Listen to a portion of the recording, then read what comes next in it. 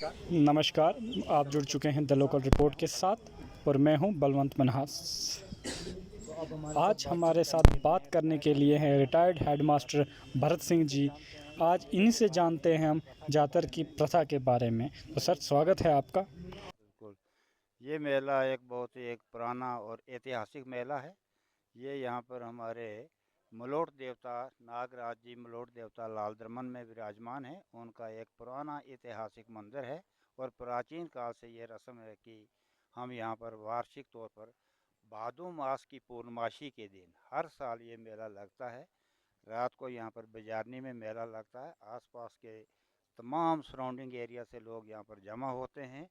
नाच गान होता है और सुबह के समय कोई 4 बजे 4 पौने 4 बजे के यहाँ से एक मशालों का जुलूस निकलता है और वो मशाल लेकर हम लोग बमा बैंड बाजा के ढोल नगारों के यहाँ से चलकर लाल दमन की तरफ रवाना होते हैं और सुबह रोशनी होते होते हम लाल दमन मंदिर में प्रवेश करते हैं। मंदिर की परिक्रमा होती है और मंदिर के साथ एक थोड़ा सा ये तालाब है जिसको हम अपनी भाषा में सर के नाम से सारी यानी तालाब के नाम से पुकारते हैं। ऐतिहासिक बात है, यहाँ पर बहुत एक पुरानी बात है कि इस तालाब से पानी बहता था और वो पानी दोनों तरफ से नीचे मशरकी साइड से भी बहता था और मगरब की साइड से भी बहता था। और पुराना मंदिर ऐतिहासिक मंदिर था। नागराज के मंदिर से ये मशहूर था। पुरानी ही कोई बात है कि किसी समय में नाग देवताओं को यहाँ से कुछ लोग मंत्र के द्वारा यहाँ से चोरी करके ले जाया करते थे। एक जगह से नागराज को मंत्र के द्वारा विवश करके उसे बांध कर दूसरी जगह जाया करते थे। इसी तरह से इस लाल दमन में जो हमारा ये देवता था, ये जो नाग देवता था, उसको भी कुछ कश्मीरी नटखट जो लोग थे जो कुछ मंत्र वगैरह के द्वारा उस नाग देवता को बांध कर यहाँ से अनंतनाग में ले गए। और जो पानी यहाँ पर निकलता था उस समय वो पानी सूखते सूखते थोड़ा कम हो गया और अनंतनाग में काफ़ी पानी उसी नाग देवता की बदौलत निकलने लगा, जो आज आज भी बहुत अनंतनाग के नाम से मशहूर है। अनंतनाग यानी ना ख़त्म होने वाला वो चश्मा, जिसके नाम पर ही आज अनंतनाग का ज़िला बसाया गया है। तो वहाँ पर ये पानी अब निकलता है, लेकिन उसी नागराज की बदौलत कुछ न कुछ पानी अभी सर में इस वक्त तक भी मौजूद है, वो सूखता नहीं है। ना अगर बारिश ना भी हो तो भी वो सूखेगा नहीं, थोड़ा बहुत पानी सर में रहता ही है। तो उस रस्म को मनाने के लिए हम हर साल एक मेला नागराज के नाम पर मनाते हैं। मंदिर की परिक्रमा होती है, सैकड़ों लोग इस मेले में आकर जमा होते हैं। नाच गान होता है, मंदिर की परिक्रमा और पूजा की जाती है। वापस वहाँ से छड़ी जब दूसरे दिन यहाँ पर पहुँचती है तो दूसरे दिन यहाँ पर बाजारनी के मुकाम पर एक कोड का एहतमाम होता है, जिसमें लोग आते हैं, जमा होते हैं, नाचते और गाते हैं। मर्द और औरतें बच्चे वगैरह सारे यहाँ पर आकर नाच गान करते हैं और घरों को चले जाते हैं। ये रस्म हम तब से साल साल से मनाते आ रहे हैं। सर, ये हमने काफ़ी लोगों से बातचीत की। उन्होंने कहा कि जब भी शाम को यहाँ पे बेल देते हैं तो जो नागराज यहाँ से जो लिए थे अनंतनाग में, उनको वो तब रोते हैं। क्या ये कहाँ तक सही है? हाँ, ये भी एक बात सही है कि कहा जाता है कि जब उनको नागराज को यहाँ से पकड़ कर ले जाया गया तो उन्होंने आंसू बहाए और वो आंसू जहाँ जहाँ पर वो उसको गिरे, उसका भी नाम हम आज का अपनी भाषा में उसको सपकटी के नाम से पुकारा जाता है।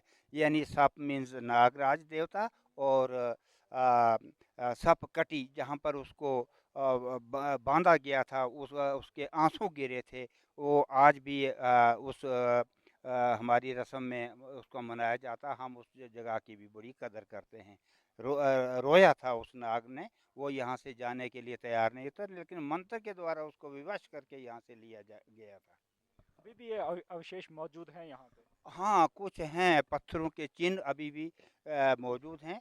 मंदिर जो था ये एक बहुत ऐतिहासिक मंदिर था। इस पर देवदार के तख्तों पर बहुत सुंदर नक्श नगारी की जाती थी, बहुत सुंदर और पुराने ज़माने की नक्श नगारी थी। नाग देवता के फोटो चारों तरफ से इस पर लकड़ी पर नक्श कुंदा थे। कोई दूसरा ऐसा नहीं था, कोई लोहे का इस्तेमाल नहीं था, कोई चांदी का नहीं था, लेकिन लकड़ी की बड़ी सुंदर नक्श नगारी की गई थी। फिर आस्ता आस्ता वो मंदिर ज़रा खस्ता हालत में आ गया, दोबारा से बनाया गया। लेकिन साल 1992 का हादसा है कि इस मंदिर को नामालूम अशखास ने जला दिया और मंदिर तबाह कर दिया गया। फिर भी हम लोगों ने चंदा करके, अपनी रकम जमा करके इस मंदिर को आज सर नौ तामीर किया था, जो अब भी चल रहा है। जैसे मंदिर जलाने की बात की जाए तो ये कई जगह मंदिर जलाए, जैसे ब्राह्मण में भी जलाया था, मशला में भी सुनने में आया था जलाया था। तो इसके पीछे क्या कारण था, क्यों जलाया गया? उस समय मिलिटेंसी बड़ी इंतहाई पर पहुंची हुई थी। 6 दिसंबर 1992 को अयोध्या में राम मंदिर को जला दिया गया और उसके रिएक्शन में दूसरे ही दिन 7 दिसंबर 1992 के दिन हमारे मंदिर पर हमला किया गया और इस मंदिर को कागज तर किया गया। इसी की कड़ी में मछला में भी नागराज का इसी के बेटे का एक मंदिर बना हुआ था, मलोट देवते के बेटे का। उस मंदिर को भी 7 दिसंबर 1992 को जला दिया गया। हालांकि हमने बहुत कोशिश भी ये की थी कि सरकार की तरफ से हमें कुछ उसके लिए कुछ ये कंपनसेशन मिले, लेकिन हमें कुछ भी नहीं दिया। अब भी आज भी हमारी वो एफआईआर दर्ज की हुई है, लेकिन हमने खुद अपने चंदे के पैसा से दोबारा से मंदिर का निर्माण कर दिया था। देखिए, अभी हमने हंसराज जी से बात की, जो आवेल के चेले भी हैं, उनसे बात की। उन्होंने कहा कि यहाँ पे ब्राह्मण में जो जब हम जाते हैं वहाँ पे 3 पत्थर हुआ करते थे अलग अलग देवताओं के, लेकिन अब वो 2 ही रह चुके हैं, एक वहाँ से गायब हो चुका है। वो कहाँ उस है? पत्थर को तोड़ दिया गया था। आज भी वो 2 पत्थर जो हैं वो मंदिर के पास में ही पड़े हुए हैं। तो अब चूँकि ये बहुत पुरानी कई सालों की पहले की बात है, अब मंदिर सिर्फ़ निशान के तौर पर वहाँ पर मौजूद हैं और इस वक़्त भी जब यहाँ पर पूजा करने के लिए लोग वहाँ पर जाते हैं, उन पत्थरों की भी परिक्रमा की जाती है। बैंड वग़ैरह बजाकर उनके चारों तरफ से फेरे लगाए जाते हैं।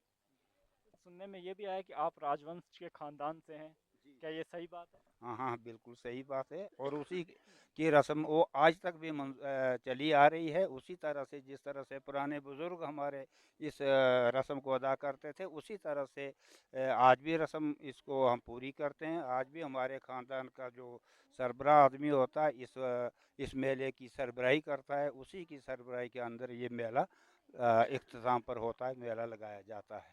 शुक्रिया हमारे साथ बात करने के लिए। तो आप देख सकते हैं कितने अच्छे तरीके से ये मेला यहाँ पे आयोजित किया जाता है इनके द्वारा से। आप ऐसे ही बने रहें द लोकल रिपोर्ट के साथ। मुझे दीजिए इजाज़त, नमस्कार।